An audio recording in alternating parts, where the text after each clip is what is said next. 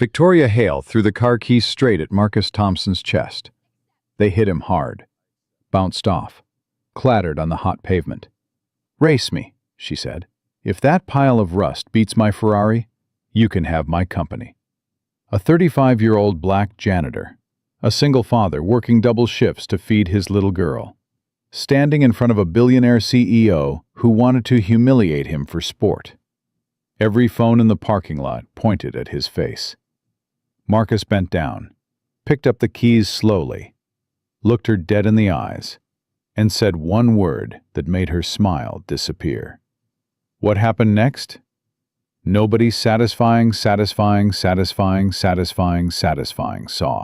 Satisfying coming. Comment the city you're watching from so I can see how far this story has traveled. The keys hit Marcus Thompson square in the chest before he even saw them coming. He felt the sharp metal dig into his sternum. Then the weight dropped. The keys bounced once on the concrete and settled near his worn work boots. Victoria Hale stood 15 feet away, her red-soled heels planted wide, her arms crossed over a blazer that cost more than Marcus made in 3 months. "Pick them up," she said. Marcus didn't move. His hands stayed at his sides. His breathing stayed even. Behind Victoria, 3 men in expensive suits watched with the detached curiosity of people who'd seen her do this before. Investors, probably. The kind of men who laughed at whatever she laughed at. "I said, pick them up." "I heard you the first time, ma'am." Victoria's left eye twitched. Just barely. Most people wouldn't have caught it. But Marcus had spent 15 years reading people who didn't want to be read. Bosses, landlords, bill collectors, doctors delivering bad news. He knew what that twitch meant. She wasn't used to being answered back. "Do you know who I am?" she asked. "Yes, ma'am. You're Ms. Hale, CEO. And do you know who you are?" Marcus felt the heat of the afternoon sun pressing on his shoulders, felt the sweat gathering at the back of his neck, felt the weight of every employee watching from the windows, from the sidewalk, from behind parked cars. "I'm Marcus Thompson," he said. "I work maintenance here. Night shift, mostly."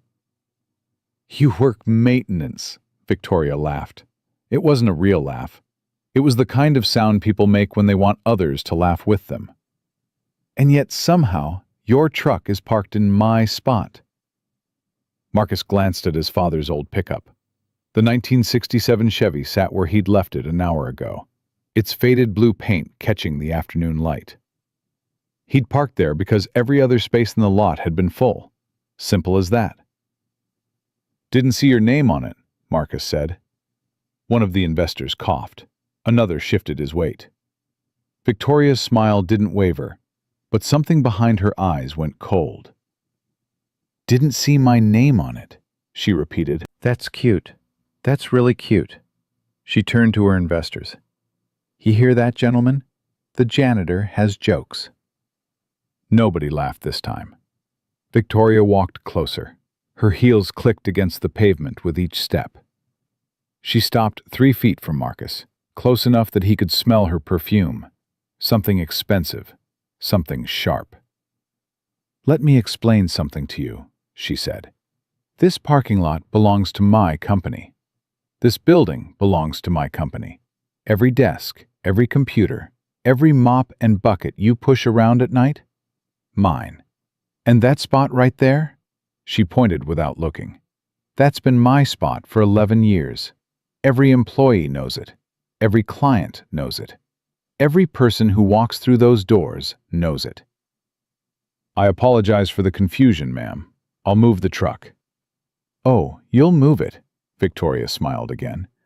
"But first, I want to understand something. I want to understand what kind of man parks a piece of junk like that next to a $400,000 Ferrari and doesn't think twice about it."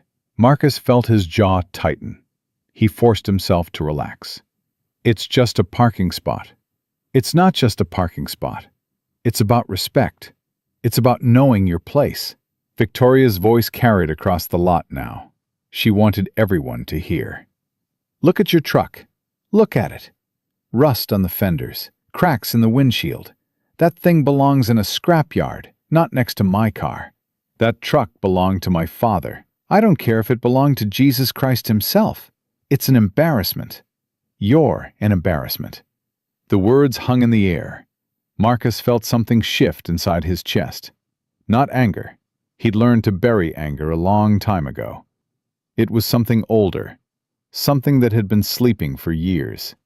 "Ma'am," he said slowly, "I'm going to move my truck now, and then I'm going to finish my shift. And tomorrow, I'll park somewhere else. That's the end of it." "No," Victoria held up one finger. "That's not the end of it. You don't get to walk away like nothing happened. You embarrassed me in front of my guests. You made me look foolish. And now you're going to make it right." "How exactly do you want me to do that?" Victoria's smile spread wider. She turned to the growing crowd. "Everyone, gather around. I want witnesses for this." Employees streamed out of the building. They came from the lobby, from the cafeteria, from the upper floors. Within 2 minutes, nearly 100 people surrounded the parking lot, phones already recording. Marcus watched them come. He recognized some faces. The security guard who always nodded at him. The receptionist who sometimes saved him a donut from morning meetings. The young IT guy who'd helped him set up his phone last month. None of them stepped forward. None of them said a word. Victoria waited until the crowd settled. Then she pointed at Marcus's truck. "This man thinks his junk belongs next to my Ferrari, so I'm going to give him a chance to prove it." She paused for effect. "We're going to race. Right here, right now. His truck against my car. Down the access road, around the warehouse, back to this spot." A murmur rippled through the crowd. "And here's what makes it interesting." Victoria's voice rose. "If his rust bucket crosses the finish line first, I'll sign over my company to him. Every share, every asset, everything." Someone gasped. "But when I win, and I will win, he's going to get on his knees in front of everyone here and apologize for disrespecting me. And then he's going to quit. Walk away, never come back." Marcus stared at her. "You can't be serious." "Do I look like I'm joking?" "That's a billion-dollar company." "I'm aware of what my company is worth." Victoria stepped closer. "What's your truck worth? $300? Maybe $4? You've got nothing to lose and everything to gain. Unless you're scared." "I'm not scared." "Then what's the problem?" Victoria spread her arms wide. "This is America, isn't it? Land of opportunity? A janitor becoming a CEO. That's the dream, right? I'm handing it to you on a silver platter." Marcus looked at the truck. His father's truck. The same truck that had taught him everything he knew about engines, about patience, about finishing what you started. His father's voice echoed in his memory. "Don't let pride make your decisions, son. But don't let fear make them either." "And if I say no?" Marcus asked. "Then everyone here will know exactly what you are. A coward. A man who talks back to his boss but can't back it up when it matters." Victoria glanced at the crowd. "And I'll fire you anyway, for insubordination." "That's illegal." "Sue me. You've got a great lawyer, I'm sure." She had him. They both knew it. The crowd knew it. There was no path forward that didn't end with him humiliated, unemployed, or both. Except one. Marcus bent down and picked up the keys. "All right," he said. Victoria's eyebrows rose. "All right?" "Let's race." The crowd exploded. Shouts, cheers, gasps, all of it blending into a roar that echoed off the building walls. Phones angled higher. Someone yelled, "This is crazy!" Someone else yelled, "Get him, boss!" Victoria laughed. A real laugh this time. Well, well, the janitor has some backbone after all. She turned to one of her investors. Gerald, hold my jacket. This won't take long. She walked toward the Ferrari, her stride confident, her chin lifted. The crowd parted for her like water around a stone. Marcus walked to his truck. He could feel 100 eyes on his back, could hear the whispers. He's actually doing it. That truck doesn't stand a chance. She's going to destroy him. Poor guy. He's got a kid, doesn't he? That last one stopped him. He turned and saw a young woman from accounting. Sandra, he thought her name was. She looked worried. Genuinely worried. Mr. Thompson, she said quietly, you don't have to do this. Yeah, Marcus said. I do. He opened the truck door. The hinges creaked the way they always did. He slid into the driver's seat and felt the familiar sag of the old springs, the smooth wear of the steering wheel where his father's hands had gripped it for 30 years. On the dashboard, faded by decades of sun, was a photograph.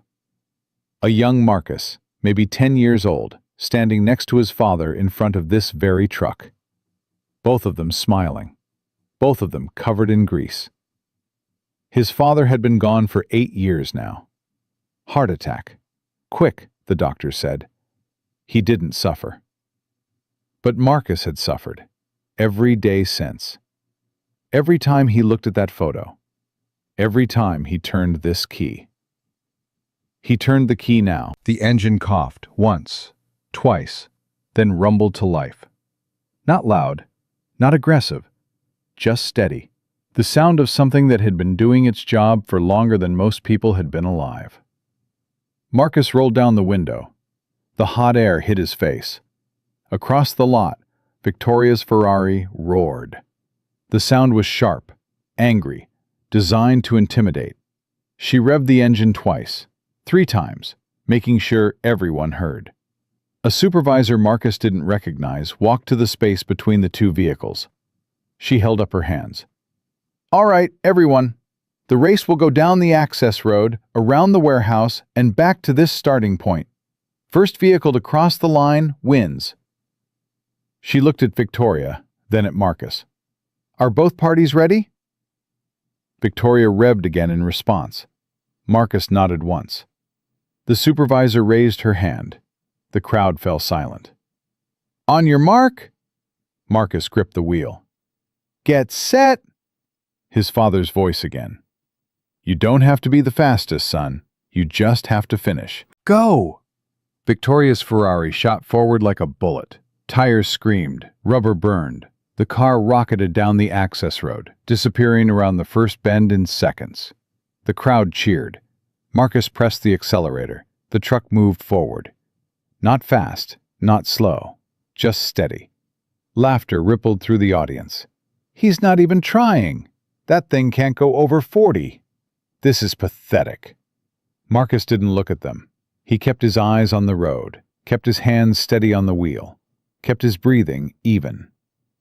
The truck rounded the first bend. The Ferrari was already out of sight, probably halfway to the warehouse by now. Didn't matter. Marcus knew this road. He'd driven it 1,000 times during late-night shifts, when the lot was empty and the world was quiet. He knew every pothole, every crack, every spot where the asphalt dipped just enough to catch a low suspension. The truck rumbled on. Up ahead, he heard something. A sound that didn't fit. A stutter, a cough. Then nothing. Marcus kept driving. Around the warehouse, down the back stretch. The truck holding steady at 45 miles per hour. The engine didn't strain, didn't complain, just worked, the way it always had. And then he saw it. The Ferrari stopped dead in the middle of the road. Hood popped, smoke curling from the engine bay. Victoria stood beside it, phone pressed to her ear, screaming at someone. I don't care about the warranty. I need a tow truck here in 5 minutes. Do you understand me? 5 minutes! Marcus slowed the truck, pulled up alongside her, rolled down the window. Victoria looked at him.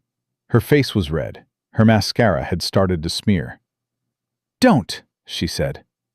"Don't you dare say a word." Marcus didn't smile, didn't gloat. He just looked at her the way his father used to look at him when he was struggling with something. Patient, calm, waiting. "You need a ride?" he asked. "What?" "To the finish line. You need a ride?" Victoria stared at him. The phone slipped slightly in her hand. "You can't be serious." "Race isn't over. We both need to cross the finish line for it to count, don't we?" "I'm not getting in that truck." "Okay," Marcus shrugged. "Then I guess we wait here until someone comes. Could be a while, though. And all those people back there are going to wonder what happened." Victoria looked down the road, looked at her dead Ferrari, looked at the old blue truck idling beside her. Her shoulders dropped. "I hate you," she whispered. "I know." She walked around the truck and climbed into the passenger seat. The door groaned as she pulled it shut. The cracked leather squeaked beneath her. Marcus put the truck in gear. They drove in silence. The warehouse passed on their left. The back lot passed on their right. The sun hung low now, painting everything gold and orange. "How did you know?" Victoria finally asked. "Know what?" "That my car would break down." Marcus glanced at her. "I didn't." "Then why did you agree to this? You had no chance. No rational person would have taken that bet." Marcus thought about it. Thought about Maya waiting for him at home. Thought about his father's hands on this same steering wheel. Thought about 15 years of being invisible, being looked through, being dismissed. "My daughter," he said. "She's 8. Smartest kid I've ever known. Last week, she asked me why I let people talk to me the way they do. Why I never stand up for myself." Victoria said nothing. I didn't have a good answer for her. I told her that sometimes you have to pick your battles, that fighting isn't always worth it, that being the bigger person matters more than being right. He paused. "But then you threw those keys at me, and all those people were watching. And I thought about Maya seeing that video online someday, seeing her father get humiliated and just walk away." Marcus shook his head. "I couldn't let that be the lesson. I couldn't let her think that's what being a man means." The finish line came into view. The crowd had grown larger. Hundreds of people now, spilling across the parking lot, phones raised, waiting. "They're going to see me in this truck," Victoria said quietly. "Yeah." "My career is over." "Maybe." "I built that company from nothing. 15 years of my life. And now it's all going to end because of a parking spot." Marcus pulled the truck to a stop just before the finish line. "It's not ending because of a parking spot," he said. "It's ending because of how you treated people. The parking spot just gave everyone permission to notice." Victoria turned to look at him. Her eyes were wet. "Who are you?" she asked. "I told you. I'm Marcus Thompson. I work maintenance here. Night shift, mostly." He pressed the accelerator. The old blue truck rolled across the finish line, and the crowd went absolutely silent. The silence lasted exactly 4 seconds. Then someone started clapping. Slow at first. One pair of hands somewhere in the back of the crowd. Then another. Then another. Within moments, the entire parking lot erupted. Marcus turned off the engine. His hands were still steady, but his heart pounded against his ribs like it was trying to escape. Victoria hadn't moved. She sat frozen in the passenger seat, staring through the windshield at the crowd of employees, investors, and strangers who had just watched her world collapse. "They're cheering," she whispered. "They're actually cheering." "They're not cheering for me," Marcus said. "They're cheering because they've been waiting for this moment for a long time. You just never noticed." Victoria's hand found the door handle. She gripped it, but didn't pull. "I can't go out there." "You don't have a choice." "They'll tear me apart." "No. They'll watch you. That's worse, isn't it? Being watched when you can't control what they see." Victoria turned to look at him. Her eyes were red now, the tears she'd been fighting finally winning. "Why aren't you gloating? Why aren't you rubbing this in my face?" Marcus reached into his pocket and pulled out his phone. The screen showed a photo of a little girl with braided hair and a gap-toothed smile, wearing a purple backpack 3 sizes too big for her. "Because my daughter's going to ask me about this day," he said. "And I want to be able to tell her I handled it right. All of it. Even the parts where I could have been cruel and chose not to be." He opened his door and stepped out. The crowd surged forward, but Marcus held up one hand. Something in the gesture, calm, authoritative, unexpected, made them stop. "Give her a minute," he said. A young man near the front laughed. "Give her a minute? After everything she's done?" "Yeah, give her a minute." "Man, she's fired half my department last year. Called us dead weight. Said we were lucky to have jobs at all." "I know." She made Rodriguez cry in front of the whole office. Told him his accent made him sound stupid. "I know." "Then why?" "Because that's her way." Marcus's voice cut through the noise. "It doesn't have to be ours." The young man went quiet. Others shifted uncomfortably. Behind Marcus, the truck door creaked open.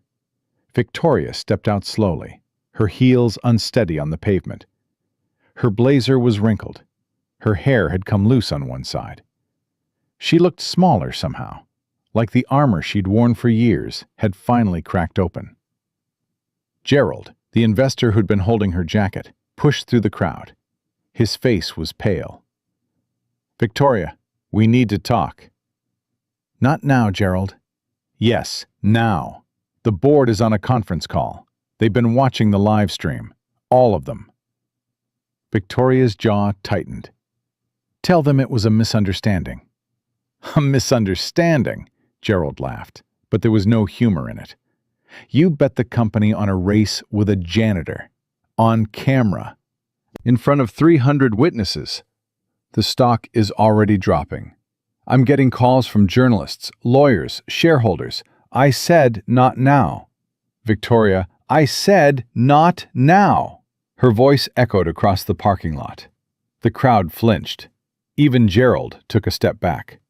But Marcus didn't flinch. He stood exactly where he was, watching her with the same patient expression he'd worn since the beginning. Victoria saw him watching. Something in her face shifted. Not anger anymore, but something closer to confusion. "Why are you still here?" she asked. "I work here." "No, I mean, why are you still standing there? You won. The company is yours. Take it. Call a lawyer. Do whatever you're going to do." Marcus was quiet for a long moment. The crowd waited. Phones recorded. The whole world seemed to hold its breath. "I don't want your company," he finally said. A murmur rippled through the audience. Victoria blinked. "What?" "I said I don't want it." You can't be serious. You just won a billion-dollar company. You can't just walk away from that. Watch me." "But why?" Victoria stepped closer, her voice dropping. "This doesn't make sense. Nobody turns down that kind of money. Nobody." Marcus thought about his father. Thought about all those nights in the garage, the two of them covered in grease, working on an engine that everyone said was beyond saving. "What would you do with $1 billion, son?" his father had asked once. "Buy a mansion, a yacht, a bunch of cars." His father had laughed. "And then what?" "I don't know. Whatever rich people do." "Let me tell you something about rich people." His father had wiped his hands on a rag, leaving black streaks across the fabric. "The ones I've met, the ones who came into the shop over the years, most of them weren't happy. They had everything money could buy, but they were always chasing something else, something more. They never learned how to just be still, be grateful for what they had. So you don't want to be rich? I want to be at peace, and that's something money can't buy, no matter how much of it you have. Marcus came back to the present. Victoria was still staring at him, waiting for an answer that made sense to her. My father used to say that a man's worth isn't measured by what he owns, Marcus said. It's measured by what he leaves behind. And I'm not talking about money or property. I'm talking about the people he touched, the lives he changed, the moments that mattered. That's a nice speech, but it doesn't answer my question. Yeah, it does. You're just not listening. Victoria opened her mouth to respond, but another voice cut through the air. Mr. Thompson? Marcus turned. A woman in her 60s stood at the edge of the crowd, her gray hair pulled back in a tight bun. She wore a simple navy suit, and she carried herself with a kind of quiet authority that didn't need to announce itself. I'm Eleanor Parrish, she said, chairwoman of the board. Victoria's face went white. Eleanor, I didn't know you were here. I wasn't. I was watching from my office downtown. Then I got in my car. Eleanor walked forward, her eyes never leaving Marcus. I wanted to meet the man who just turned down $1 billion on principle. Ma'am, you're just a janitor. Yes, I heard. Eleanor stopped in front of him. I've been in business for 40 years, Mr. Thompson. I've met presidents, kings, tech billionaires who could buy small countries. And I've never, not once, seen anyone do what you just did. I'm not looking for praise. I know. That's exactly why I'm giving it to you. She turned to Victoria. The warmth in her expression vanished. Victoria, you and I are going to have a very long conversation about what happened today. And tomorrow, you're going to have an even longer conversation with our legal team. Eleanor, please, don't. Eleanor held up one hand. Don't try to explain. Don't try to spin this. I watched you throw car keys at an employee. I watched you mock him, belittle him, threaten his livelihood. I watched you gamble with shareholder assets like they were poker chips at a casino. It was just a stupid bet. I never thought. That's exactly the problem. You never thought. You never stopped to consider that your actions have consequences, that the people who work for this company are human beings, not props for your entertainment. Victoria's chin trembled. I built this company. You did, and you nearly destroyed it today. The crowd had gone completely silent. Nobody moved. Nobody even seemed to breathe. Gerald stepped forward hesitantly. Eleanor, perhaps we should take this conversation inside. No. Eleanor's voice was firm. Victoria made this public. She wanted an audience. Now she has one. She turned back to Marcus. Mr. Thompson, I meant what I said earlier. I'd like you to consider a position on our Workplace Culture Committee, not as a token gesture, as a real voice. We clearly need someone who understands what it's like to be on the receiving end of this. Marcus shook his head. I appreciate that, ma'am, but I need to think about it. Of course, take your time. Here's my card. She handed him a small white rectangle. He looked at it for a moment, then tucked it into his shirt pocket. Can I go now? Victoria's voice had gone flat, defeated. Eleanor nodded. Yes, but don't leave town. And don't talk to the press until we've spoken with legal. Victoria walked toward the building without looking back. The crowd parted for her, but this time there was no deference in the movement, just people getting out of the way. Gerald hurried after her. Victoria, wait! Leave me alone, Gerald. We need to discuss the shareholders. I said, leave me alone. She disappeared through the glass doors. Gerald stood there for a moment, then followed.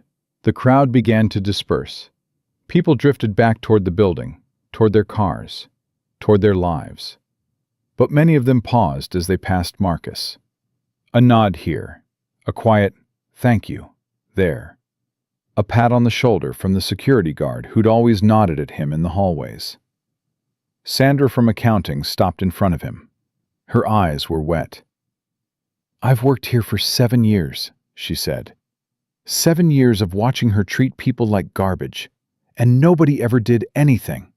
Nobody ever stood up. "I didn't stand up. I just didn't back down. There's a difference." "It felt the same to us." She walked away. Marcus stood alone in the parking lot. The sun had dropped lower now, painting long shadows across the pavement. His father's truck sat behind him, engine clicking as it cooled. His phone buzzed. A text from his sister, Denise. "Saw the video. What the hell, Marcus? Call me." Another buzz, this one from an unknown number. "Mr. Thompson, this is Channel 7 News. We'd love to interview you about today's events. Please call us at your earliest convenience." Another buzz, and another, and another. Marcus turned off his phone. He climbed back into the truck, closed the door, and sat there in the silence. His hands were shaking now. The adrenaline that had carried him through the last hour was finally fading, leaving something raw and exposed in its place. He looked at the photo on his dashboard. His father's smile. His own childhood grin.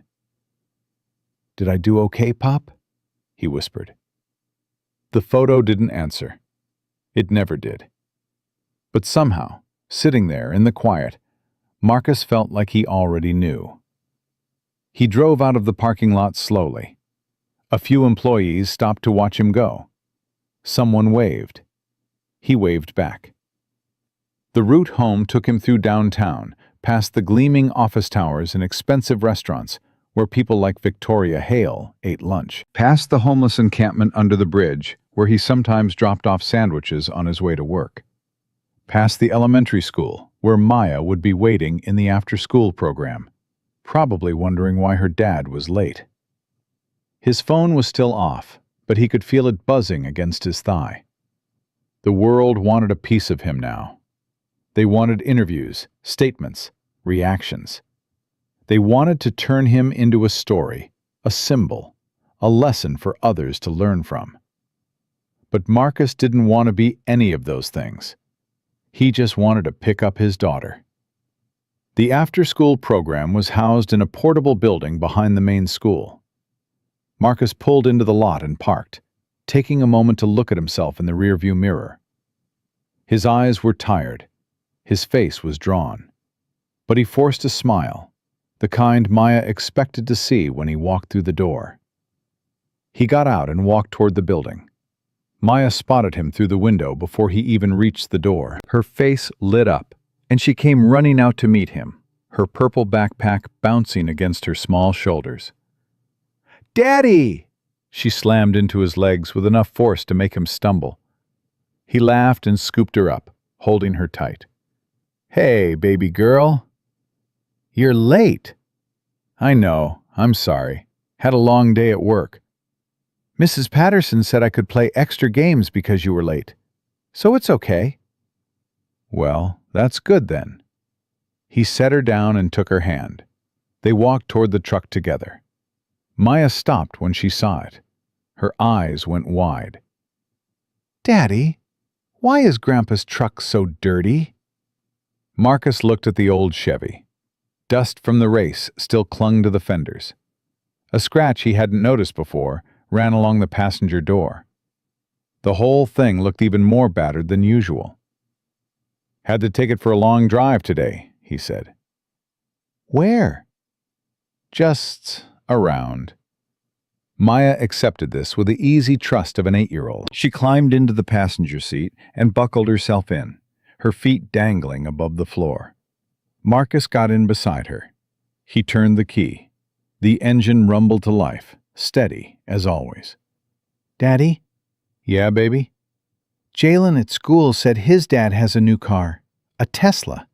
He said it drives itself. That's pretty cool. He said Grandpa's truck is old and ugly.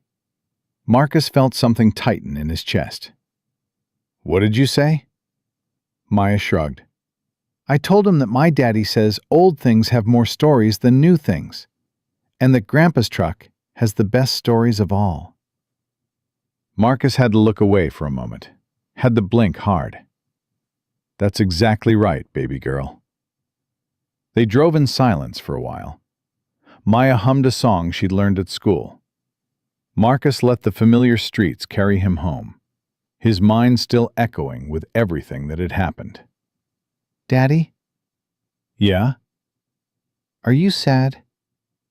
He glanced at her. Why do you ask? You look sad. The way you looked when Grandpa went to heaven. Marcus pulled the truck over to the side of the road. He put it in park and turned to face his daughter. I'm not sad, he said. I'm just thinking. About what? About how proud I am. Of you. Of who you're becoming. Maya tilted her head. Did I do something good? You do something good every day, baby. Every single day. She smiled. The gap in her teeth made it even more perfect. Can we get ice cream? Marcus laughed. The sound surprised him. It felt good. Real. Yeah, he said. We can get ice cream. He pulled back onto the road. The ice cream shop was a small place near their apartment, run by an elderly Vietnamese couple who knew Marcus by name. They ordered their usual, vanilla for Maya, chocolate for Marcus, and sat at a wobbly table near the window. Maya attacked her cone with the intensity of a child who knew exactly what she wanted from life.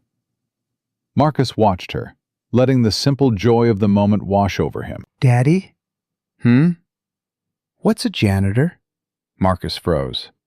Why do you ask? I heard some kids talking. They said their parents work in offices, and I said you work at night cleaning stuff. And they said that means you're a janitor. And then they laughed. The ice cream suddenly tasted like cardboard. Marcus set his cone down. Maya, look at me. She looked up. Chocolate smeared across her cheek. Being a janitor is honest work. It means I make sure people have a clean place to do their jobs. It means I take care of things that other people don't want to take care of. There's nothing wrong with that. I know. I told them you're the hardest working person I know. You did? Yeah. And then I told them that my daddy can fix any car in the whole world, and that he taught me how to change a tire last summer, and that he makes the best pancakes on Saturdays, and that he reads me stories every night, even when he's super tired. Marcus couldn't speak. His throat had closed up. Was that okay? Maya asked. Did I say the right things? He reached across the table and took her hand. Yeah, baby. You said exactly the right things. They finished their ice cream as the sun set outside. Marcus's phone was still off, still buzzing occasionally in his pocket, still carrying 1,000 messages from a world that wanted something from him. But right now, in this moment, the only thing that mattered was the little girl across from him, with chocolate on her face and love in her eyes. The world could wait. They drove home as the streetlights flickered on. Their apartment was on the 3rd floor of a building that had seen better days. Peeling paint, creaky stairs, a lobby that smelled faintly of mildew. But it was home. It had been home since Marcus's wife passed 3 years ago. Since he'd had to sell their house to pay the medical bills. Since he'd learned that survival sometimes meant accepting less. Maya ran up the stairs ahead of him, her backpack bouncing with each step. Marcus followed more slowly, his body finally registering the exhaustion of the day. His sister Denise was waiting at the top of the stairs. Oh, hell no, she said. You turned off your phone? Do you know how many times I called? Denise. Don't you Denise me. I've been watching that video for the last 2 hours. Everybody's been watching it. It's got like 3 million views already. 3 million? Yes, 3 million. And you just walked away without saying anything? Do you know what people are saying about you online? I don't care what people are saying online. Well, you should, because right now you're a folk hero. The janitor who beat the CEO. The little guy who stood up to the big guy. People are making memes, Marcus. Memes. Maya had reached the door and was struggling with the key. Marcus walked past Denise to help her. I'm not a folk hero, he said. I'm just a guy who drove his truck across a parking lot. That's not what it looked like to 3 million people. Marcus opened the door. Maya ran inside, heading straight for her room to change out of her school clothes. He turned to his sister. Denise, I love you, but I can't do this right now. It's been a long day. Maya needs dinner. I need to sleep. Whatever's happening on the internet can wait until tomorrow. What about the company? What about it? You won it. It's legally yours now. There are lawyers on Twitter already saying you could sue for breach of verbal contract if they don't hand it over. I don't want it. Denise stared at him. You don't want a billion-dollar company. No. Marcus Thompson, have you lost your entire mind? Maybe, but it's still my mind. She opened her mouth to argue, then stopped. Something in his expression must have told her this wasn't a battle she could win.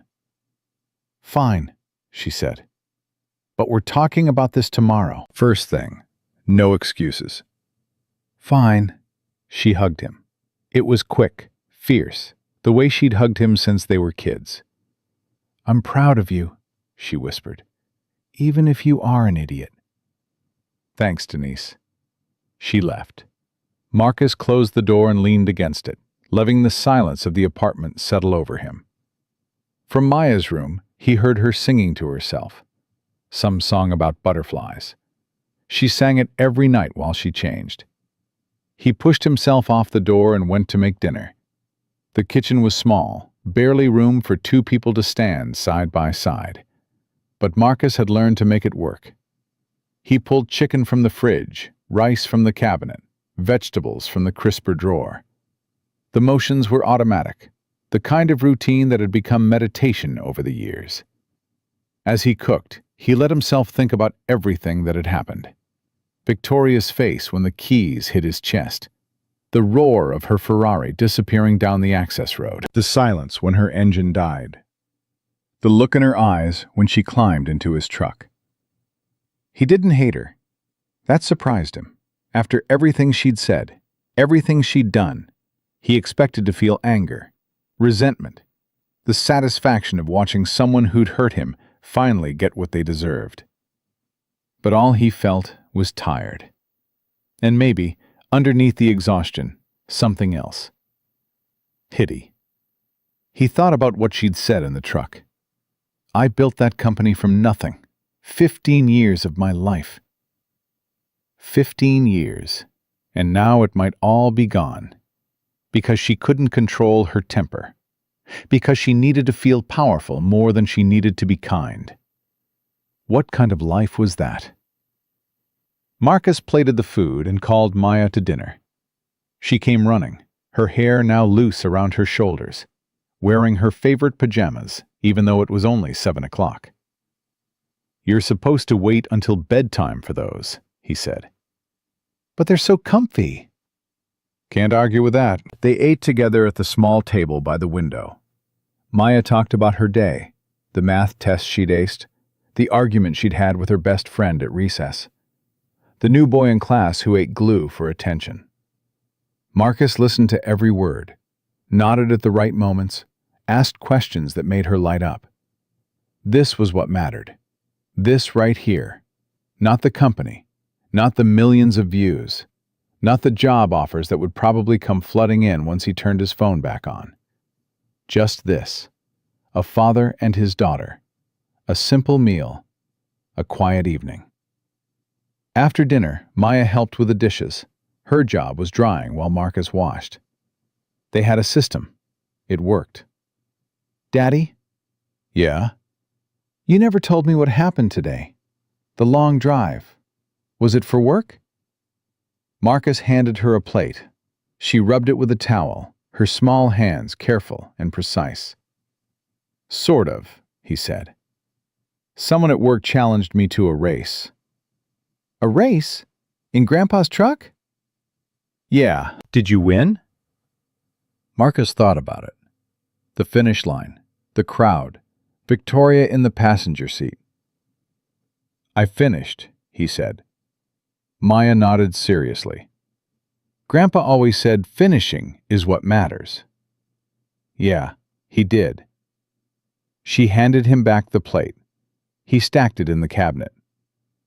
"I think Grandpa would be proud of you today," she said. Marcus looked down at his daughter, 8 years old, missing her front tooth, wearing butterfly pajamas and holding a dish towel like it was the most important job in the world. "I think so too, baby girl," he said. "I think so too." Marcus woke at 3:47 in the morning. His body was used to the schedule.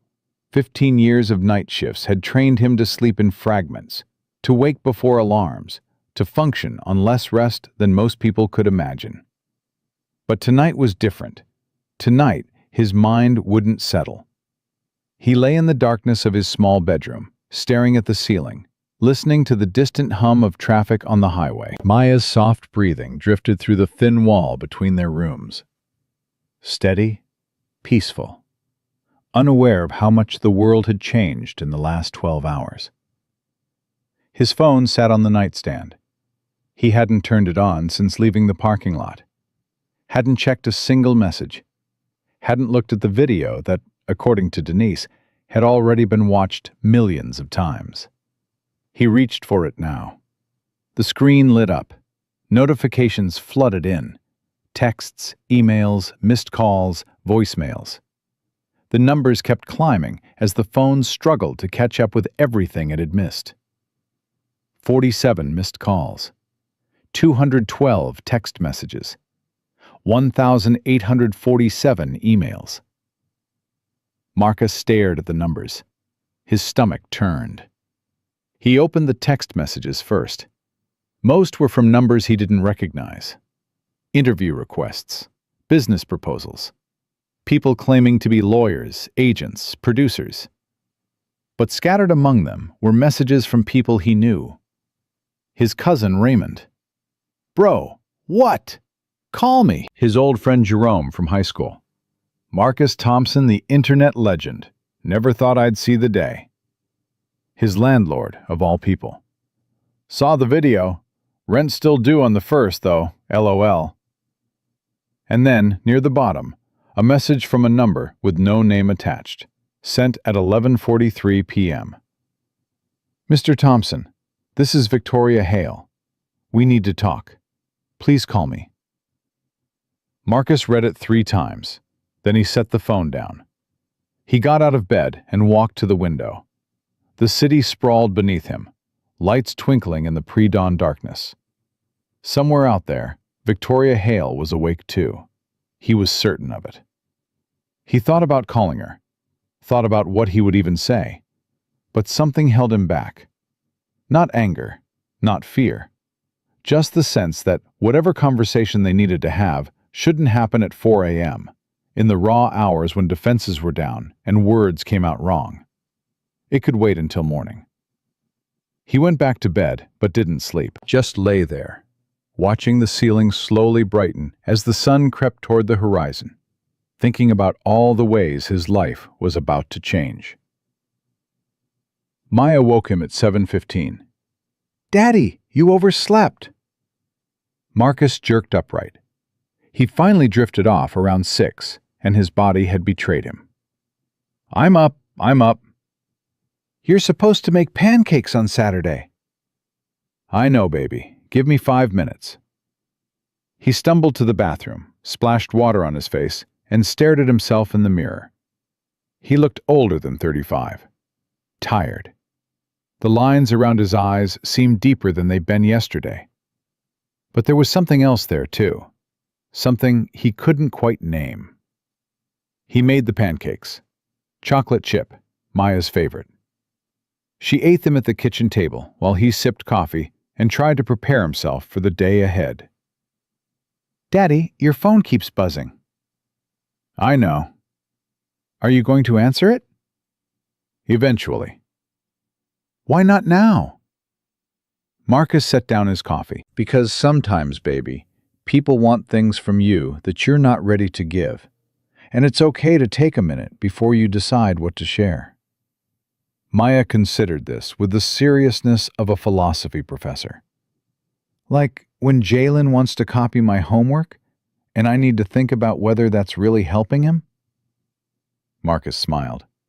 Exactly like that. The buzzing continued. Marcus ignored it. At 9 a.m., there was a knock on the apartment door.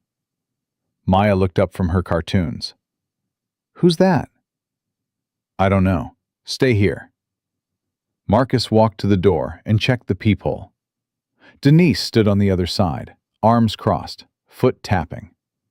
He opened the door. Before you say anything, he started. 9 million. What? 9 million views. That's where it's at now. It was 3 million when I saw you last night. It's 9 million this morning. Denise. The Today Show called me. The Today Show, Marcus. They want you on Monday. Good Morning America reached out too.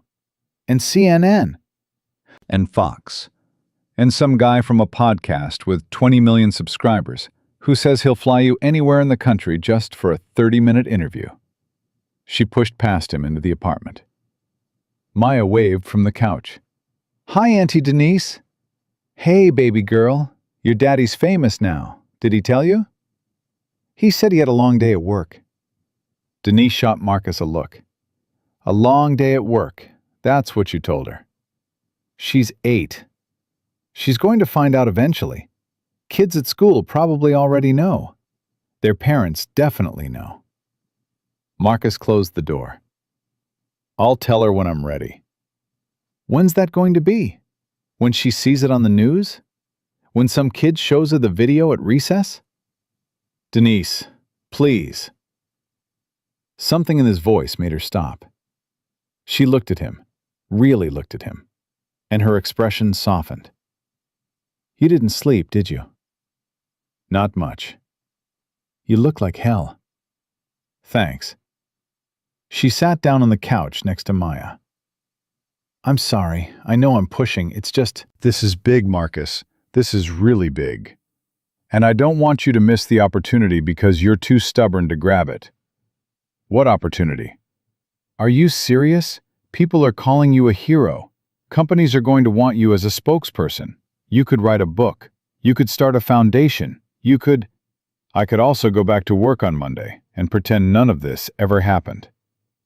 Denise laughed. Yeah, good luck with that. Marcus sat down in the worn armchair across from her. I don't want to be famous, Denise. I don't want interviews and book deals and people analyzing my life. I just want to raise my daughter and live in peace. That ship has sailed. Whether you like it or not, you're a public figure now. The question isn't whether you engage with it, it's how you engage with it. What if I don't engage at all? Then other people control the narrative. They tell your story for you. They make you into whatever they want you to be, a saint, a villain, a symbol. You lose the ability to define yourself. Marcus rubbed his temples. She wasn't wrong.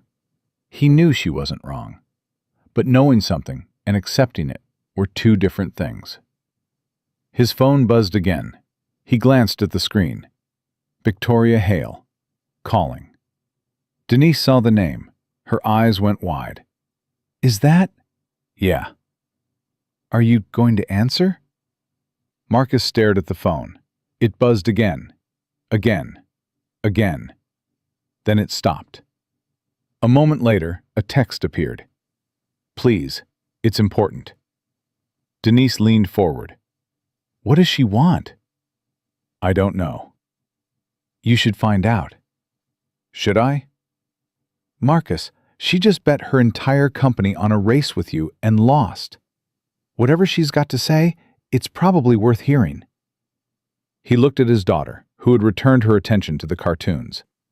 Oblivious, innocent, protected, for now, from the chaos swirling around them. Watch Maya for a few minutes? Of course.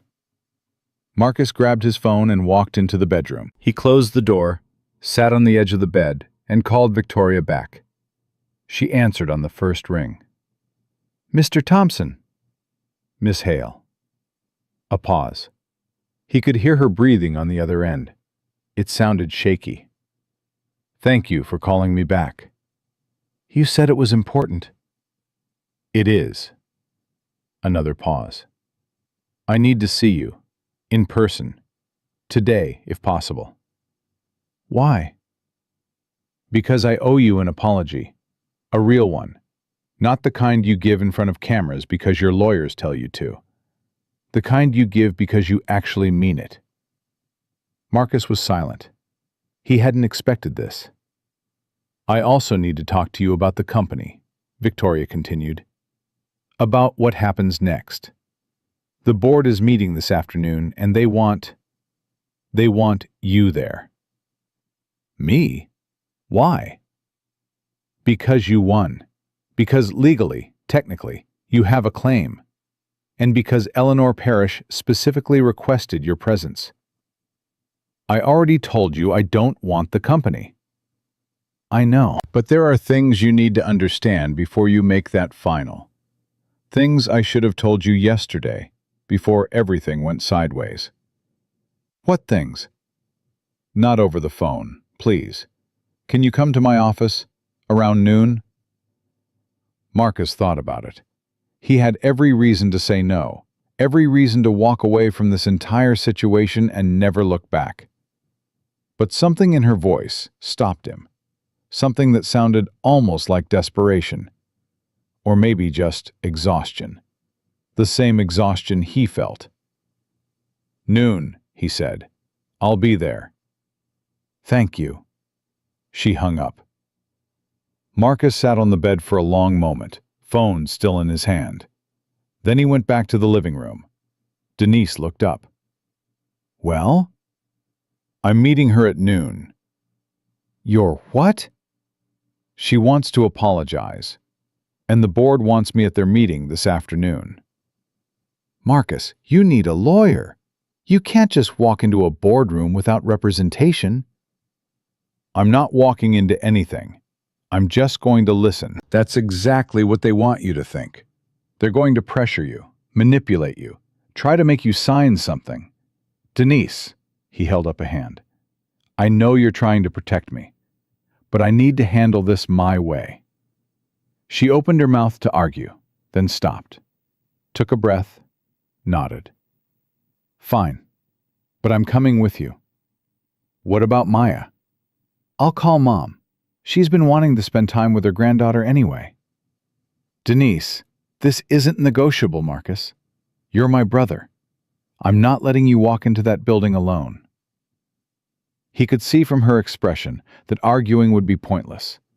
And if he was being honest with himself, he was grateful not to have to face this alone. Okay, he said. Okay. 2 hours later, Marcus pulled his father's truck into the parking lot of Hale Industries. The building looked different in daylight, bigger somehow, more imposing. The glass facade reflected the sun like a mirror, turning the whole structure into a pillar of light. Denise sat in the passenger seat, her jaw tight with determination. You ready? She asked. No. Good, let's go. They got out and walked toward the entrance. Marcus felt every eye on him. Security guards, employees passing through the lobby, people who recognized him from the video, their expression shifting from confusion to recognition, to something that looked almost like awe. The receptionist stood up when she saw him coming. "Mr. Thompson, Miss Hale is expecting you. Top floor, corner office." "Thank you." They walked to the elevator. The doors opened. Two men in suits stepped out, both staring at Marcus like he was a ghost. He stepped in. Denise followed. The doors closed. "You're handling this better than I would," Denise said. "I'm not handling anything. I'm just moving forward." "That's handling it." The elevator climbed. Marcus watched the numbers tick higher. 10, 15, 20. "Remember what Dad used to say?" he asked. "He said a lot of things. About walking into a room where you feel like you don't belong." Denise smiled slightly.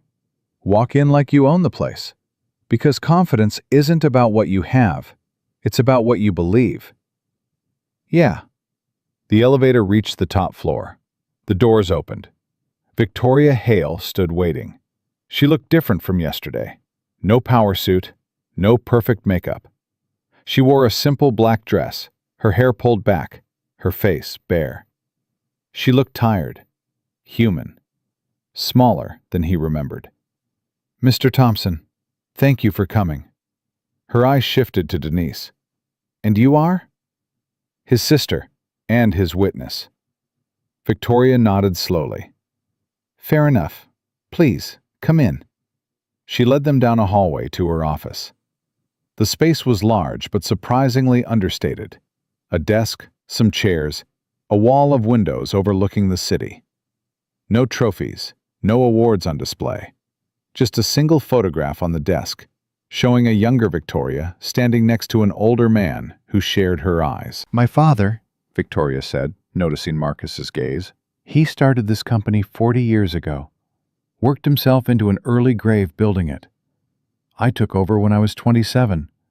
Youngest CEO in the industry." "I didn't know that." "Most people don't.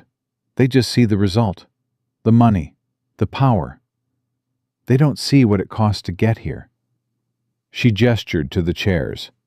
Marcus and Denise sat. Victoria remained standing, her back to the windows. "I've been awake all night," she said, "thinking about what happened, about what I did, about what I've become." "And what did you conclude?" Victoria laughed. It was hollow, joyless. "That I turned into everything I swore I'd never be. When my father ran this company, he knew every employee by name. Janitors, executives, everyone. He believed that a company was only as strong as the people at the bottom, because they're the foundation everything else stands on." She turned to face them. "He would have been ashamed of me yesterday. Ashamed of how I treated you. Ashamed of the spectacle I made. He didn't raise me to be that person. Then why did you become her?" The question hung in the air. Victoria's composure cracked, just for a moment. "Because it was easier. Because when you're a woman in this industry, you learn very quickly that kindness gets interpreted as weakness. That being respected means being feared. That the only way to survive is to become harder than the people trying to bring you down." That's an explanation, not an excuse. I know. I'm not making excuses. I'm just trying to understand how I got here. How I became someone who throws keys at strangers and bets her company on ego. Denise leaned forward. "What exactly do you want from my brother?" Victoria took a deep breath. "I want to apologize. Genuinely. Not because the board is forcing me to. Not because my lawyers said it might help. Because I looked at myself in the mirror this morning, and I didn't recognize the person looking back." She walked around the desk and sat in the chair across from Marcus, putting them at the same level. "Mr. Thompson, I am sorry. For the things I said. For the way I treated you. For using you as a prop to make myself feel powerful in front of people I was trying to impress. It was wrong. It was cruel. And it was beneath both of us." Marcus studied her face, looking for signs of manipulation, looking for the angle. but all he saw was exhaustion and something that might have been genuine remorse. "I accept your apology," he said. Victoria blinked. "Just like that?" "Holding on to anger is exhausting, and I've got a daughter who needs me to have energy for things that actually matter." "You're a better person than I am." "No, I've just had more practice forgiving people who hurt me." The words landed hard. Victoria looked away, her jaw tightening. "The board meeting is in an hour," she said quietly. "Eleanor Parrish wants to discuss the future of the company, including your role in it. I already told you. I know what you told me. But please, just hear them out. There are things at stake that go beyond you or me." "Like what?" 4,000 employees, their families, their mortgages, their kids' college funds. If this company goes down, if the scandal from yesterday destroys us, all of those people suffer. Marcus hadn't thought about that, hadn't considered the ripple effects. "What exactly is Eleanor proposing?" "I don't know the details, but I know she doesn't want to destroy the company. She wants to save it, and for some reason, she believes you're part of how that happens." Denise spoke up. "And what happens to you?" Victoria's smile was sad. "I imagine I'll be asked to resign, or take a significant step back. The board has been looking for an excuse for years. I gave them the perfect one." "Do you deserve that?" "Probably. I've made a lot of enemies over the years. People I stepped on to get where I am. People I dismissed, belittled, destroyed. You're not the first person I've treated badly, Mr. Thompson. You're just the first one who made me face the consequences." Marcus stood. He walked to the window and looked out at the city sprawling below. Millions of people going about their lives, unaware of the drama unfolding in this glass tower. "My father built cars," he said. "Well, he fixed them mostly. But sometimes he built them from scratch. Took old junkers nobody wanted and turned them into something beautiful." "The truck?" "Yeah, the truck. He worked on it for 3 years. People told him it was a waste of time. Told him to just buy something new. But he kept at it, night after night, weekend after weekend, until finally it ran better than anything off the lot." He turned to face Victoria. "You know what he said when he finished?" "What?" "He said, the value of something isn't what it costs. It's what it took to make it." He wasn't talking about money.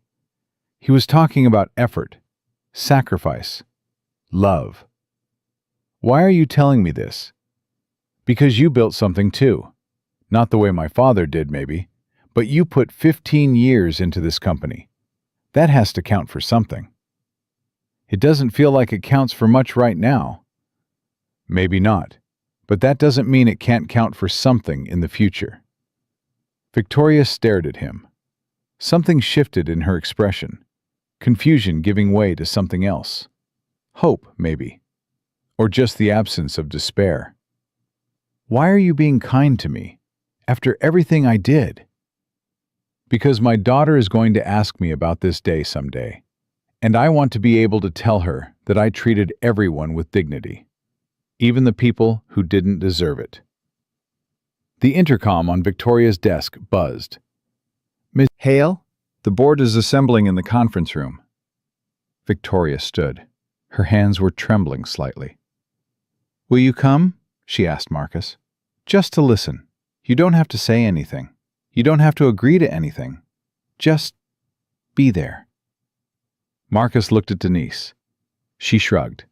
The choice was his.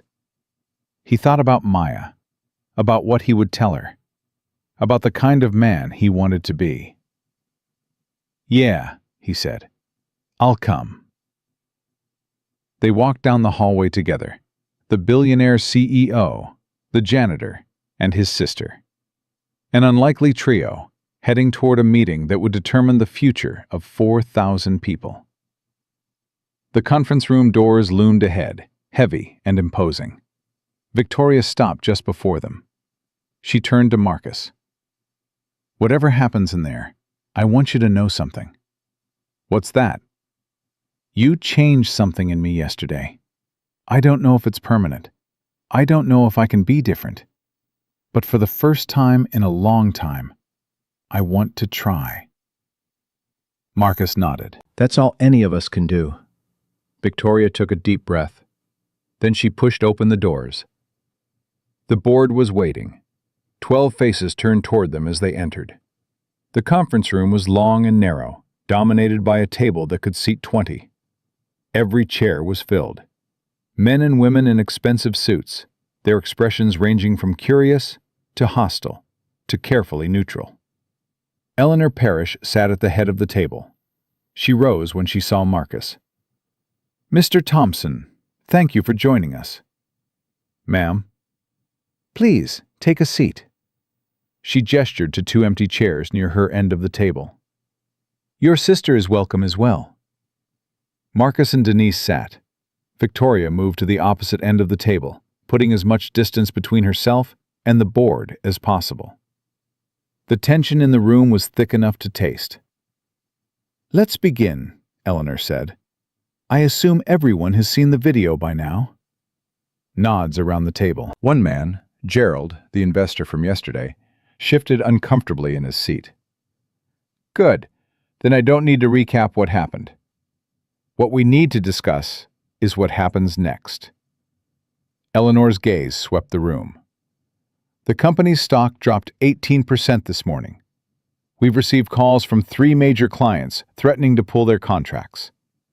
Our PR department is in crisis mode, and there are already 4 law firms circling, smelling blood. This is a disaster, someone muttered. It's a situation, Eleanor corrected. Disasters are unmanageable. Situations can be handled. How exactly do you propose we handle this? Gerald asked. Victoria publicly bet the company on a race, on camera, with witnesses. If Mr. Thompson decides to pursue legal action, I'm not pursuing legal action, Marcus said. Every head turned toward him.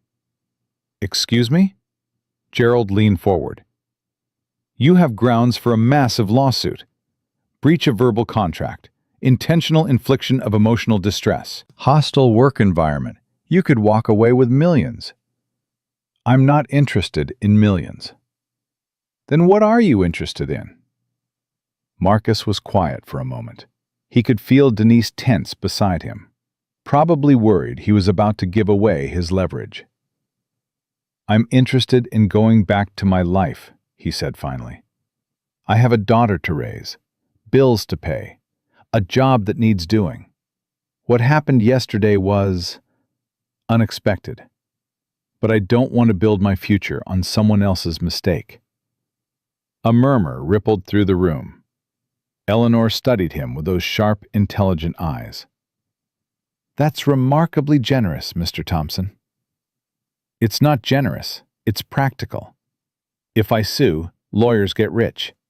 The company might collapse. 4,000 people lose their jobs.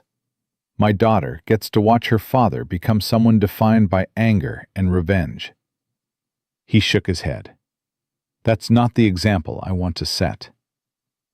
So you're just going to walk away? Pretend none of this happened? I didn't say that. Eleanor's eyebrow rose. Then what are you saying? Marcus took a breath. He hadn't planned this part, hadn't rehearsed any speech or prepared any demands. But sitting here, surrounded by people who controlled more money than he'd see in 100 lifetimes, he felt something crystallize inside him. Yesterday, Ms. Hale threw her keys at me and called my truck a piece of junk. She mocked me in front of my coworkers. She threatened my job because I parked in a spot that wasn't even marked as reserved. Victoria flinched but said nothing. And you know what? That wasn't even the worst part. The worst part was that nobody said anything. Dozens of people stood there watching, and not one person stepped forward to say, "This isn't right." Because they were afraid. Because they'd seen what happens to people who cross her. Because this company, this culture, taught them that staying silent was safer than standing up. The room had gone completely still. I don't want your money. I don't want your company, but I want things to change. I want the people who work here to feel like they matter, like their dignity is worth protecting, like they're more than just bodies filling desks. Gerald snorted. With all due respect, Mr. Thompson, you're a janitor. What do you know about running a company? I know that a company is only as strong as its weakest employee. I know that fear makes people work harder, but loyalty makes them work better. I know that the way you treat the people at the bottom says more about you than how you treat the people at the top. Lovely sentiments, but this is business, not a motivational poster. Gerald, Eleanor's voice was sharp. let him finish. Marcus nodded gratefully. I'm not asking to run anything. I'm not qualified for that, and I know it. But Ms. Parrish offered me a position on a workplace culture committee. If that offer still stands, I'd like to accept it. Not as a token gesture, As a real voice for the people who don't usually get heard. Eleanor's face softened. The offer stands, Mr. Thompson.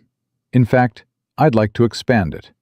I'm proposing that you serve as an official advisor to the board on matters of employee relations and workplace environment. Paid position.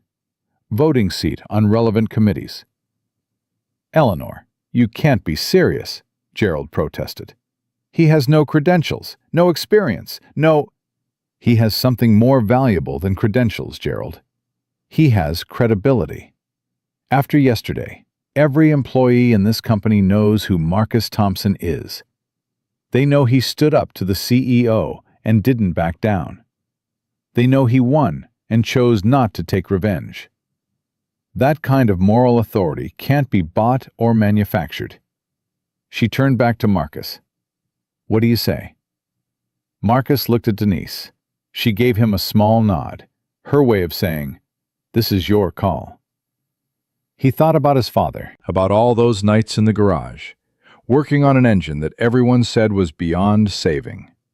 about the patience it took to rebuild something broken. "I'll do it," he said, "on one condition." "Name it." "I want to keep my job, the night shift, the maintenance work, all of it." Gerald laughed. "You want to be a board advisor and a janitor at the same time?" "Yes." "Why?" "Because the day I stop cleaning floors is the day I forget what it feels like to be the person cleaning floors. And then I'm useless to you anyway." The room fell silent again. But this time, the silence felt different. Thoughtful rather than hostile. Eleanor smiled. It was the first genuine smile Marcus had seen from anyone in this building. "Done," she said. "Now wait just a minute," Gerald started. "The matter is settled, Gerald. Mr. Thompson will join our advisory committee effective immediately, while maintaining his current position. Any objections can be formally submitted for review at our next quarterly meeting." Gerald's jaw tightened, but he said nothing more. Eleanor stood. "Now, let's address the other matter at hand." She turned to Victoria. "Ms. Hale, the board has discussed your future with this company at length." Victoria rose slowly. Her face was pale, but her voice was steady. "I understand." "Do you? Because I want to be very clear about what's happening here. Your actions yesterday were reckless, unprofessional, and potentially catastrophic. You exposed this company to massive legal liability. You damaged our reputation in ways that may take years to repair. You humiliated an employee on camera for the entertainment of your guests. I know. The board has voted to remove you as CEO. The words landed like stones. Victoria's composure cracked, just for a moment. I expected as much. However, Eleanor paused. The vote was not unanimous, and several board members, myself included, believe that your 15 years of service to this company deserve consideration. You've built something remarkable here, Victoria, something your father would have been proud of. The question is whether you're capable of being part of its future without being in control of it. What are you proposing? A new role, Chief Strategy Officer. You would retain your expertise and influence, but the day-to-day operations and the public face of the company would transfer to new leadership. You're demoting me. I'm giving you a chance to stay, which is more than most people in this room wanted to offer. Victoria looked around the table. Some faces showed sympathy. Others showed barely concealed satisfaction. Gerald was practically glowing with vindication. And if I refuse? Then you leave with a severance package and your shares. But you lose any voice in the company your father built. The choice hung in the air. Marcus watched Victoria wrestle with it.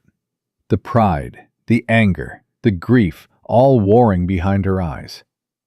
He thought about what she'd said in her office, about wanting to try to be different, about not recognizing the person in the mirror.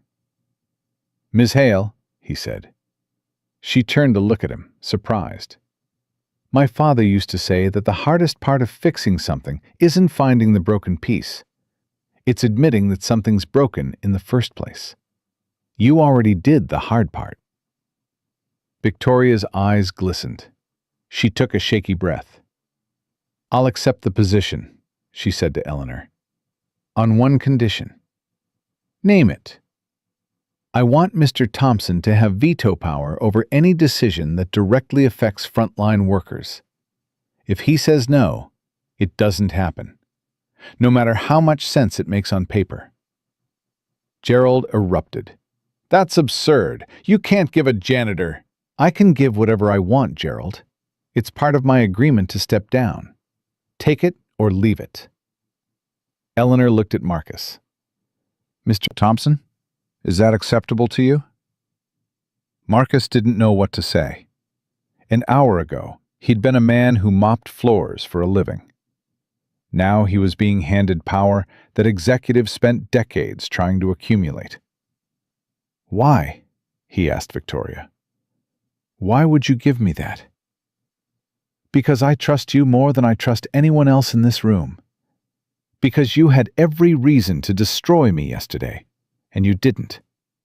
Because maybe if someone like you had been around years ago, I wouldn't have become this." The room was silent. Marcus nodded slowly. "Okay, I accept." Eleanor clapped her hands together. "Then we have an agreement. Let the record show that Victoria Hale has resigned as CEO and will assume the role of Chief Strategy Officer. Marcus Thompson will join the board as Employee Relations Advisor, with veto authority over worker impact decisions. We'll issue a press release this afternoon." The meeting adjourned. People filed out, murmuring among themselves. Some glanced at Marcus with curiosity, others with skepticism, a few with something that looked almost like hope. Denise grabbed his arm as they walked toward the elevator. "Did that really just happen?" "I think so." "You're on the board of a billion-dollar company while working as a janitor." "Seems that way." "Mom is going to lose her mind." "Probably." They stepped into the elevator. The doors closed. "Marcus?" "Yeah?" "I'm proud of you. Really, genuinely proud. Dad would have been too." Marcus felt something catch in his throat. He nodded, not trusting himself to speak. The elevator descended. When they reached the lobby, a crowd was waiting. Employees lined the hallways, the stairs, the entrance. Dozens of them, maybe hundreds, all watching the elevator doors with an expectation that bordered on reverence. Sandra from accounting stood at the front. She started clapping. Others joined. The applause built, echoing off the marble floors and glass walls until it sounded like thunder. Marcus stood frozen. He'd never experienced anything like this, never been the center of attention in any room, let alone a room full of people who knew his name. "Speech!" someone shouted. "Yeah, say something!" Marcus looked at Denise. She shrugged and stepped aside. He cleared his throat. "I'm not good at this," he said. His voice was quiet, but somehow the room went silent to hear him. "I'm not a CEO. I'm not a businessman. I'm just a guy who comes in at night and makes sure the floors are clean and the trash gets taken out." A few people laughed, not mocking, warm. "But I've been doing that for 15 years, and in that time, I've learned something about the people who work here. I've learned that the receptionist, who always smiles, has a mother with cancer, and she works overtime to pay the medical bills. I've learned that the security guard on the night shift is putting himself through law school, one class at a time. I've learned that the woman who cleans the bathrooms sends half her paycheck back to her family in Guatemala." The laughter faded. People leaned in. "You're not just employees. You're not just numbers on a spreadsheet. You're human beings with stories and struggles and dreams. And from now on, there's going to be someone at the table who remembers that. Not because I'm special, but because somebody has to." The applause erupted again, louder than before. Marcus ducked his head, embarrassed by the attention. Denise rescued him, guiding him through the crowd toward the exit. They pushed through the glass doors into the afternoon sun. His father's truck sat in the parking lot, exactly where he'd left it. Dusty, dented, beautiful. "Mr. Thompson." He turned. Victoria stood behind them, having followed them out. "I just wanted to say thank you for everything." "You don't need to thank me." "Yes, I do. You could have destroyed me. You chose not to. That's not nothing." Marcus studied her face. She looked different than she had yesterday. Lighter somehow, like a weight had been lifted. "What are you going to do now?" he asked. "I don't know. Learn how to be someone different, I suppose. Figure out who I am when I'm not in control of everything." "That's hard work." "I imagine it is." She paused. "I hope you'll help me when I slip. When I start turning back into who I was, I hope you'll tell me." "I will." "Promise?" "Promise." She extended her hand. Marcus shook it. "I'll see you Monday," she said, "at the Culture Committee meeting." "I'll be there." Victoria walked back toward the building. The glass doors swallowed her, and she was gone. Denise exhaled loudly. "That was the weirdest day of my life." "Same." "What now?" Marcus looked at his truck, thought about his daughter, thought about pancakes and ice cream and bedtime stories. "Now I go home," he said. "Pick up Maya from Mom's house, make dinner, maybe watch a movie if she hasn't already picked one." "That's it? After all this?" "That's everything, Denise. That's always been everything." He climbed into the truck. The engine turned over on the first try, that familiar rumble settling into his bones. Denise got in beside him. They drove out of the parking lot, past the glass tower, past the security gates, past the world that had tried to make Marcus Thompson into something other than what he was. He turned onto the highway. The sun was setting, painting the sky in shades of orange and pink. "Daddy's going to be on the news," Denise said, half to herself. "Probably." "You ready for that?" "No." "What are you ready for?" Marcus thought about it, really thought about it. "Dinner with my daughter," he said. "That's about as far as I've planned." Denise laughed. Fair enough. They drove in comfortable silence. The city scrolled past, giving way to suburbs, giving way to the familiar streets of home. Marcus pulled up to his mother's house. Maya was already on the porch, bouncing with impatience. "Daddy!" She ran to the truck before he could even get out.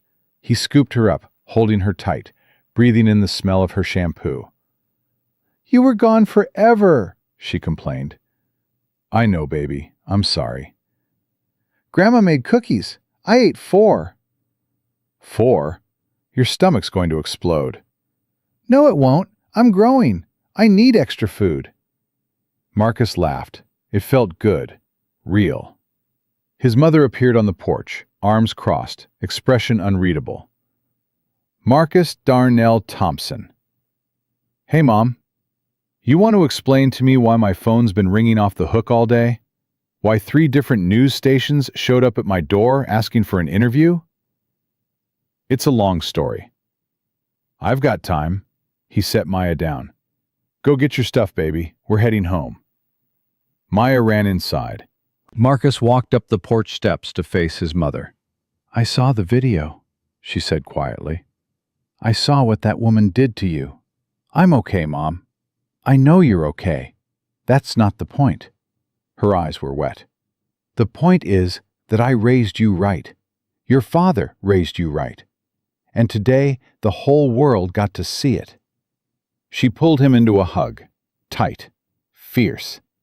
The kind of hug that said everything words couldn't. He would have been so proud, she whispered. So damn proud. I know, Mom. Maya burst through the door, backpack slung over one shoulder. I'm ready. Marcus pulled back from his mother, wiped his eyes. Okay, baby girl, let's go home. The drive back to the apartment was quiet. Maya fell asleep in the passenger seat, exhausted from her day of too many cookies and too much excitement. Marcus carried her up the 3 flights of stairs. Her small body was warm against his chest, her breathing slow and even. He laid her in her bed, pulled the covers up to her chin, kissed her forehead. Love you, Daddy, she murmured, half asleep. Love you too, baby girl, more than anything. He turned off the light and walked to his own room. The apartment was quiet. The world outside was quiet. For the first time in 2 days, Marcus felt something like peace settle over him.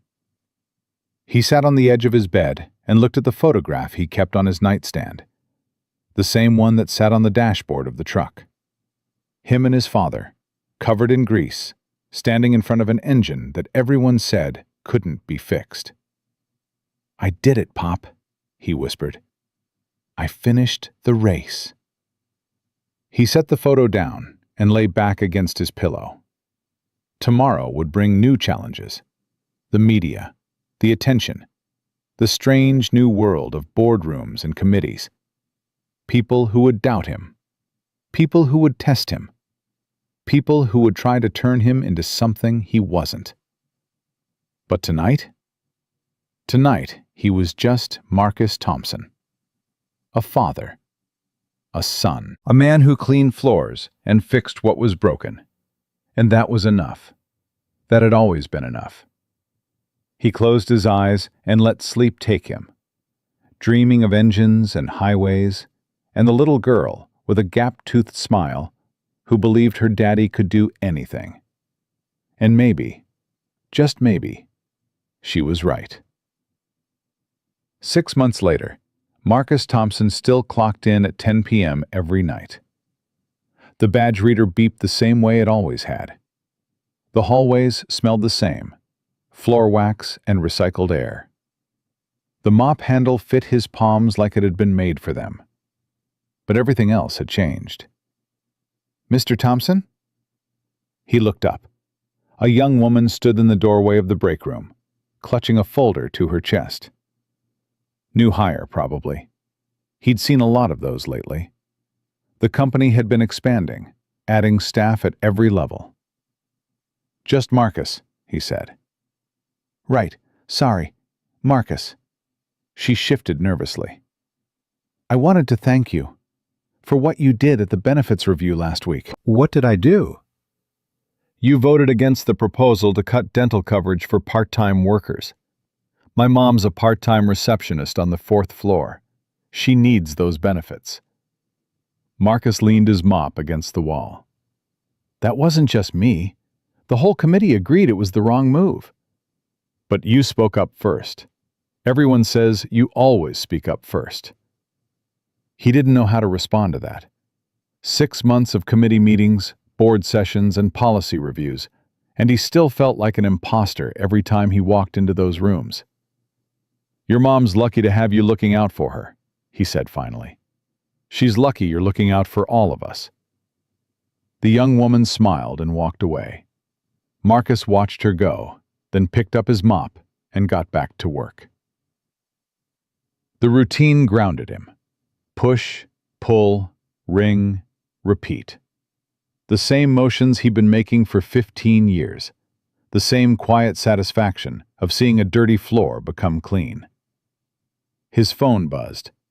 A text from Denise. "Mom's asking if you're coming to Sunday dinner. She says Maya misses her cousins." He typed back, "Tell her yes, bringing dessert." Another buzz. This one from a number he'd saved but rarely used. Victoria Hale. "Culture Committee agenda for Monday. Review when you can. Added your suggestions from last month." He opened the attachment, scanned the bullet points, nodded to himself. 6 months ago, Victoria Hale had been the woman who threw keys at his chest. Now she was something else. Not a friend, exactly, but not an enemy either. Something in between. A work in progress, like everything else. She'd kept her word, stepped back from the spotlight, focused on strategy instead of control. There had been slip-ups, moments when the old Victoria surfaced, sharp and dismissive, but she always caught herself, always apologized, always asked Marcus if she'd crossed a line. He hadn't expected that, hadn't expected any of this. The hallway stretched ahead of him, long and empty. His reflection slid across the polished floor, a ghost following him through the building. He thought about the photograph on his dashboard, his father's smile, his own childhood grin. "You seeing this, Pop?" he whispered. "Your boy's got a seat at the table now." The building answered with silence, but Marcus could have sworn he felt something, a warmth, a presence brushing against his shoulder like a hand. He finished his shift at 6 a.m., same as always. The sunrise was breaking over the city when he walked to his truck. Orange light spilled across the parking lot, painting everything gold. His phone rang. Maya's school. "Mr. Thompson, this is Principal Henderson." His stomach dropped. "Is Maya okay?" "She's fine, but we'd like you to come in this morning if possible. There's been an incident." "What kind of incident?" "It's better if we discuss it in person." He was at the school in 20 minutes. Principal Henderson's office was small and cluttered, walls covered with children's artwork and motivational posters. Maya sat in a chair by the window, her arms crossed, her face defiant. "Baby girl," Marcus knelt beside her. "What happened?" "Nothing." "Maya?" "I said nothing." Principal Henderson cleared her throat. Maya was involved in an altercation with another student, a boy named Derek Sullivan. An altercation? She pushed him, quite hard from what the teacher described. Marcus looked at his daughter. Her jaw was set, her eyes blazing with something he rarely saw in her. Anger. "Maya, tell me what happened." "He deserved it." "That's not what I asked." Maya's lower lip trembled. The defiance cracked, just a little. "He was making fun of you, Daddy." Marcus went still. "Making fun of me how?" "He saw the video, the one from when you raced that lady, and he said you were just a stupid janitor who got lucky. He said janitors are losers." He said I was a loser too because my daddy mops floors for a living. The words hit Marcus like a punch to the chest. "And then what?" "And then I pushed him. And I told him my daddy is the bravest person in the whole world, and he's not allowed to say anything bad about him, ever." Marcus didn't know whether to be proud or horrified. Principal Henderson spoke gently. Mr. Thompson, I want to be clear that we don't tolerate bullying in this school. Derek will also be facing consequences for his comments. But we can't allow physical responses either. Maya needs to understand that. I understand. Marcus stood. Can I have a minute alone with her? Of course, take your time. The principal left, closing the door softly behind her. Marcus pulled a chair next to Maya and sat down. For a long moment, neither of them spoke. Baby girl, I know I shouldn't have pushed him. But Daddy, he was saying such mean things, and everyone was listening, and I got so mad. I know you did. Are you disappointed in me? Marcus took her hands in his, small fingers wrapped in large ones. I'm not disappointed. I'm proud. You are? I'm proud that you stood up for me, that you defended your family, that you didn't let someone tear down the people you love without saying something. Maya's eyes widened. But Principal Henderson said, Principal Henderson is right. Pushing isn't the answer. Next time, you use your words. You tell a teacher. You walk away if you have to. But you never, ever let someone make you feel ashamed of who you are or where you come from. I won't, Daddy. Promise me. I promise. He pulled her into a hug. She buried her face in his shoulder, her small body trembling. Daddy? Yeah, baby? Is it true what they say online? That you could have taken that whole company, but you said no?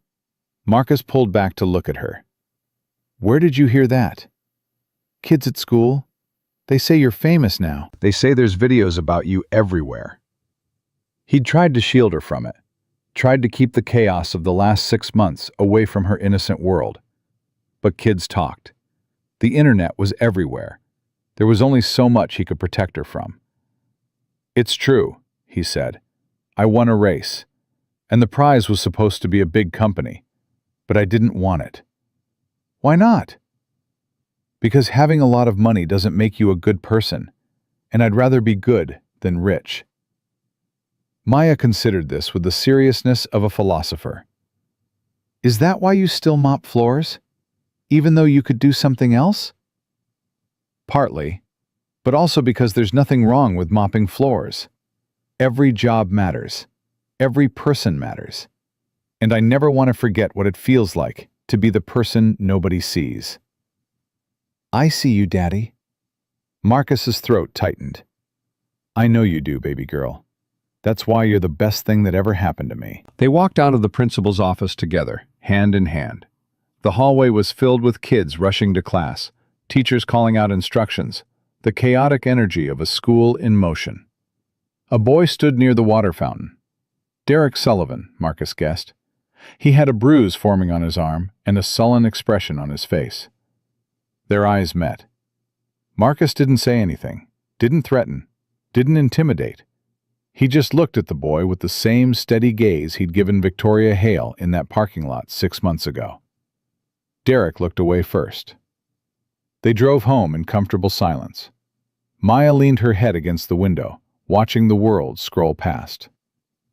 Daddy? Yeah? I want to see Grandpa's truck win the race. What do you mean? The video. I've never watched it. Everyone else has, but I haven't. Can we watch it together? Marcus gripped the steering wheel a little tighter. He'd avoided the video himself, hadn't been able to bring himself to relive that day through a screen. But maybe it was time. Maybe Maya deserved to see it, to understand what her father had done and why. Okay, he said, when we get home.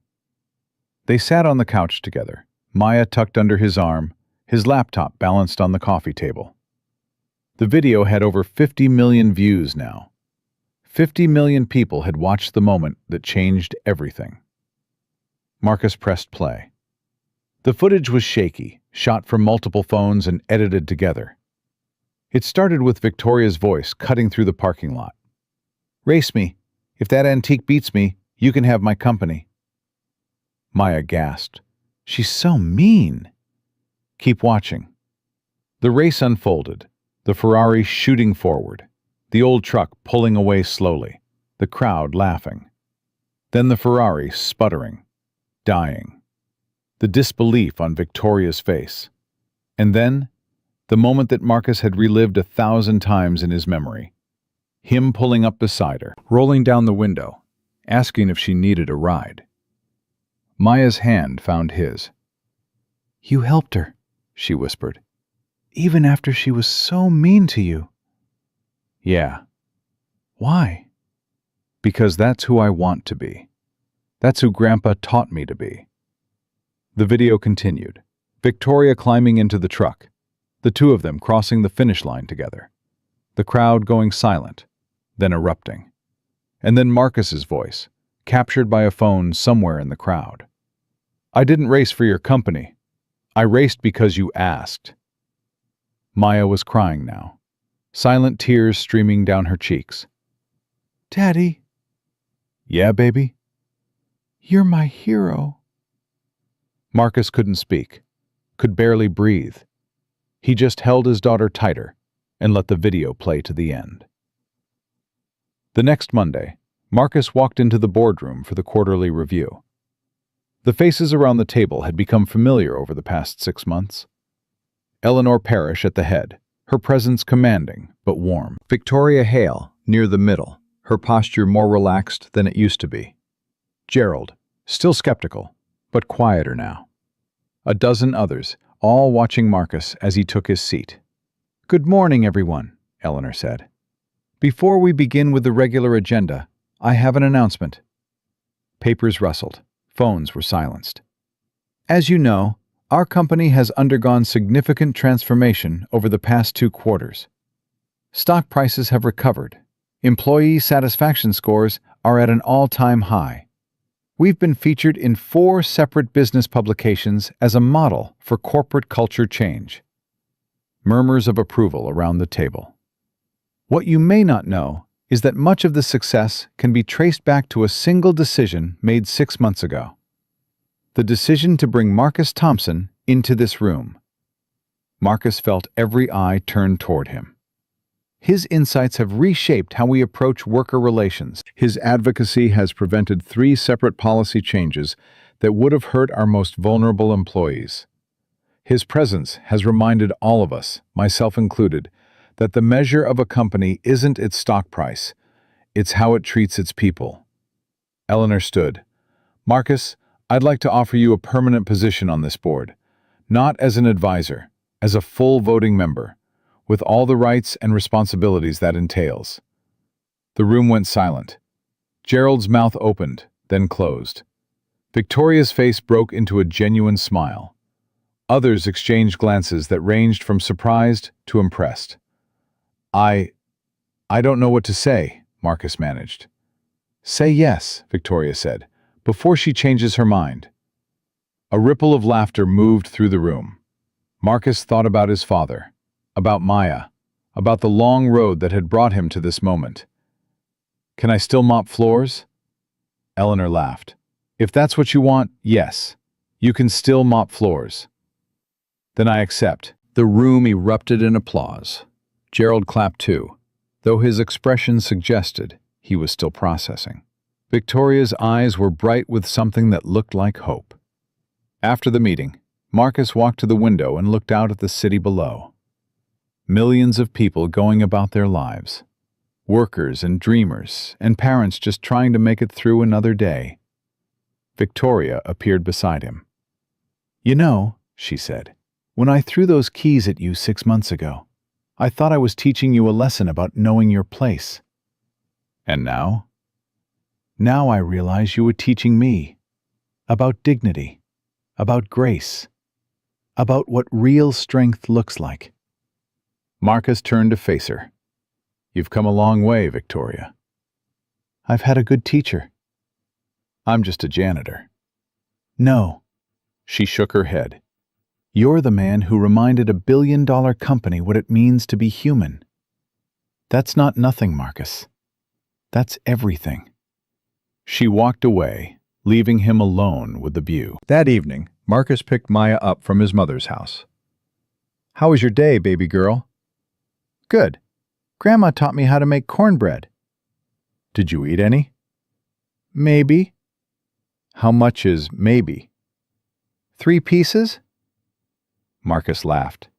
Your stomach's going to explode one of these days. Worth it. They drove through the familiar streets, past the ice cream shop and the elementary school, and all the places that made up the landscape of their small, beautiful life. Daddy? Yeah? The kids at school are being nicer to me now, after what happened with Derek. That's good. One girl, Sophia, she said her mom saw the video too, and she said her mom cried. She said her mom works 2 jobs and nobody ever stands up for people like her. But you did. Marcus's hands tightened on the wheel. Daddy, are you okay? I'm fine, baby. Just thinking. About what? About how lucky I am to have you, to have this life, to have the chance to make things a little bit better for people who work hard and don't get noticed. Maya reached over and put her small hand on his arm. You make things better just by being you, Daddy. They pulled into the apartment parking lot. The old truck's engine hummed as it settled into silence. Marcus looked at the photograph on the dashboard. His father's smile, frozen in time. His own childhood face, unaware of all the struggles and triumphs that lay ahead. We made it, Pop, he whispered. Not to the top, but to somewhere that matters. He helped Maya out of the truck, and they walked up the stairs together. The apartment was quiet, peaceful, home. Maya ran to her room to change while Marcus started dinner. The same routine they'd followed for years, the same comfort in the familiar. His phone buzzed. A text from an unknown number. Mr. Thompson, my name is James Wright. I'm producing a documentary about workplace dignity in America. Your story has inspired millions. Would you consider being interviewed? Another buzz, a different number. Marcus, this is Senator Bradley's office. The senator is interested in discussing potential testimony before the Labor Committee. Another buzz, and another. Marcus set the phone down without responding. There would be time for all of that later. Time for interviews and testimonies, and whatever else the world wanted from him. But right now, there was dinner to make, homework to check, a bedtime story to read. Maya appeared in the doorway, wearing her butterfly pajamas. You're supposed to wait until bedtime for those, Marcus said. But they're so comfy. Can't argue with that. She climbed onto her chair at the kitchen table, her legs swinging above the floor. Daddy? Yeah, baby? Do you think Grandpa can see us? From heaven? Marcus stopped stirring. He turned to look at his daughter. I think so. I think he's watching over us every single day. What do you think he sees? Marcus walked over and knelt beside her chair. He took her hands in his, the same way his father used to take his hands when something important needed to be said. I think he sees a little girl with her whole life ahead of her. A girl who's brave and kind and smarter than anyone gives her credit for. A girl who stands up for the people she loves, even when it's hard. A girl who's going to change the world someday just by being exactly who she is. Maya's eyes filled with tears. And what does he see when he looks at you? Marcus smiled. I think he sees his son, doing his best, making mistakes, getting back up, trying to be a good father the way he was a good father to me. I think he sees someone who finally understood what he was trying to teach all those years in the garage. What was he trying to teach you? Marcus thought about the truck, about the hours spent rebuilding something everyone else had given up on, about the patience, the persistence, the quiet satisfaction of work done right. That it's not about being the fastest, he said. It's about finishing what you start. It's about showing up every day, even when it's hard. It's about treating people with dignity, even when they don't treat you the same way. Is that why you helped that mean lady? Even after she was mean to you? Yeah, baby, that's why. Maya nodded slowly, processing this with the gravity of a child who understands more than adults realize. I want to be like you when I grow up, Daddy. No, baby girl. Marcus cupped her face in his hands. I want you to be better. I want you to take everything I've learned and everything Grandpa taught me, and I want you to build something even more beautiful with it. I will, Daddy. I promise. He kissed her forehead. I know you will. Later that night, after the dinner dishes were washed and the homework was checked and the bedtime story was read, Marcus sat alone in the living room. The apartment was quiet. Maya's soft breathing drifted through the thin walls. He looked at his phone. The messages were still there, still waiting.